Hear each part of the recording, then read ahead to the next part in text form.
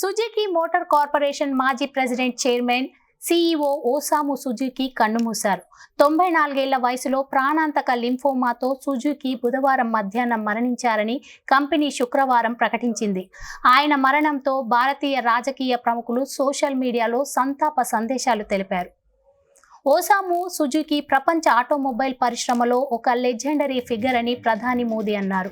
Suzuki మరణించినందుకు తీవ్ర విచారం వ్యక్తం చేస్తున్నానని, నివాళులు అర్పిస్తున్నానని చెప్పారు. సుజుకి దూరదృష్టి చాలా గొప్పదన్నారు.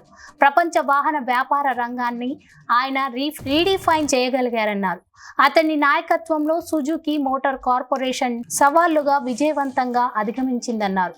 సరికొత్త వాహనాల ఆవిష్కరణతో సుజుకిని ప్రపంచ శక్తి కేంద్రంగా మార్చారని చెప్పారు. సుజుకికి భారతదేశం పట్ల ప్రగాఢమైన ప్రేమ చూపించారని తెలిపారు మోడీ. ఆటోమొబైల్ పరిశ్రమలో లెజెండ్ ఓసాము సుజుకి మరణించారని తెలిసి చాలా బాధపడ్డానని తెలిపారు మాజీ మంత్రి కేటీఆర్. తాను కొన్ని ఏళ్ల క్రితం హమామాట్స్లో సుజుకిని కలిశానని చెప్పారు. సుజుకితో మాట్లాడడం తనకు దక్కిన గొప్ప అవకాశం అన్నారు.